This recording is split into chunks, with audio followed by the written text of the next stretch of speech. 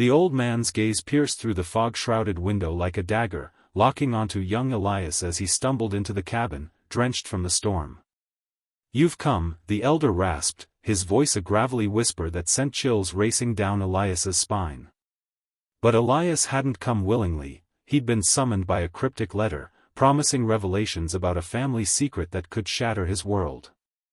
What he didn't know was that the man before him, his long-lost grandfather, held a journal that named Elias not as heir, but as the key to a curse abolished decades ago. The room smelled of damp wood and secrets, and as thunder cracked overhead, Elias wondered if stepping inside had sealed his fate. Elias shook off the rain, his eyes adjusting to the dim lantern light. The cabin was rugged, its walls uneven logs scarred by time, furniture merely functional, a table, 2 chairs, and a hearth where embers glowed faintly. "Why me?" Elias demanded, his voice echoing oddly. He'd built a life in the city, a corporate climber whose ambition surpasses most, leaving behind the rural ties that once bound him. His grandfather, Amos, leaned back, his wrinkled face torn between relief and regret. "Because you're the last. And the burden falls to you." Amos slid the journal across the table, its leather cover cracked like parched earth. Elias opened it, heart pounding, only to find the first page bizarre, a sketch of a family tree with his name circled in red, connected to strangers he'd never heard of. As Elias flipped pages, a twist emerged. Entries spoke of an allegiance to a forgotten order, a group of elders who guarded ancient wisdom. Amos had been their leader, but an edict from a rival faction had sentenced him to exile. "They abolished our ways," Amos murmured, "but the knowledge survives in you." Elias scoffed, closing the book. "This is nonsense. I'm here for inheritance, not fairy tales." But as he stood to leave, a floorboard creaked underfoot, revealing a hidden compartment. Inside, a torn photograph of a young woman, her face devastatingly familiar, his mother, but with a man who wasn't his father. Suspense built as Amos whispered, "She sacrificed everything for you." Elias's mind reeled. His mother had died when he was 5, a car accident, or so he'd been told. But the photo showed her in this very cabin, arms around a stranger. "Who is he?" Elias asked, voice trembling. Amos's gaze softened. "Your real father. A man of the order. He stood by her through thick and thin, until betrayal tore them apart."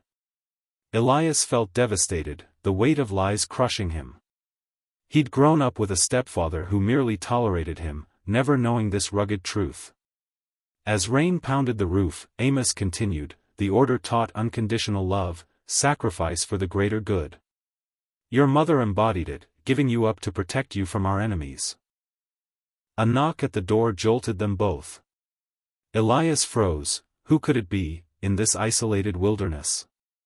Amos motioned for silence, but Elias, curiosity overriding caution, cracked it open. A woman stood there, soaked, her eyes wild. "Amos! They're coming," she cried, pushing inside. She was in her 50s, rugged features etched with worry.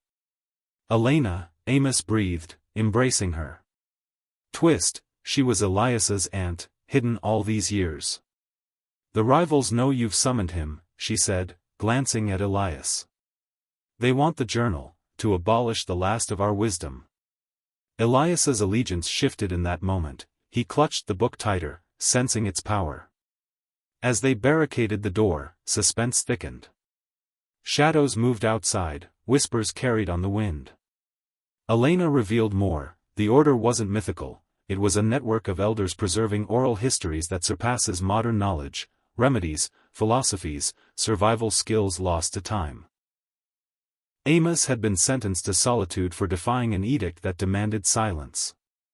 "Your grandfather sacrificed his freedom for us," Elena said. Elias felt torn, his city life a burden now, pulling him from this raw truth. But as gunfire echoed, "Wait, gunfire," he realized the threat was real. The rivals weren't ghosts, they were armed men, descendants of those Amos had betrayed. Elias dove for cover as a bullet shattered the window. "Why me?" he yelled over the chaos. Amos, calm amid the storm, handed him a revolver. "Because your blood surpasses theirs. You're the heir." Twist, Elias fired back, his hands steady despite fear, hitting one assailant. But in the lull, he glimpsed their leader, a man with his mother's eyes. "Brother," the man shouted. "No, impossible." Elena pulled Elias back. "He's your uncle, twisted by revenge." The family web deepened, allegiance fracturing. Amos had abolished a corrupt branch of the order, sentencing his own son, Elias's real uncle, to exile. Devastated by loss, the uncle now sought destruction. The siege intensified, bullets riddling the walls. Elias's gaze locked on Amos, who whispered an incantation from the journal, a bizarre chant that seemed to thicken the fog outside. The attackers hesitated, voices confused. "It's working," Elena said. But suspense mounted as one broke through the door, gun raised. Elias tackled him, wrestling in the dirt. In the struggle, the journal fell open to a page revealing Elias's birth, not in the city, but here, in this cabin. His life was a lie, merely a shield crafted by his mother's sacrifice. Torn between fight and flight, he subdued the intruder, binding him. As dawn broke, the remaining attackers fled, the fog lifting like a veil. Amos slumped, wounded. "The wisdom, pass it on," he gasped. Elias, burdened by responsibility, nodded. Elena tended Amos, her hands gentle. "Through thick and thin, we've held on." But a new twist, the bound intruder laughed. "You think this ends?" The edict was forged, by Amos himself. Elias whirled. "Forged?" Amos's eyes darkened. "I had to. To protect the real secret." He revealed, the Order's true power wasn't wisdom, but a hidden artifact, a map to a lost mine, its wealth surpassing imagination. The journal was a decoy. Elias felt betrayed, his allegiance wavering. "You used me?" Amos shook his head. "Sacrificed for love. Your mother found the map, hid it here. The rivals want it for greed." Elena untied a pouch from her belt, producing the real map, rugged parchment with symbols. But suspense built as distant hooves thundered. "Reinforcements?" Elias scanned the journal anew, finding a clue. The gaze of the elder hides the truth. He turned to Amos's portrait on the wall, prying it open. Inside, a small box with gems, devastating in their brilliance. "This is it?" he asked.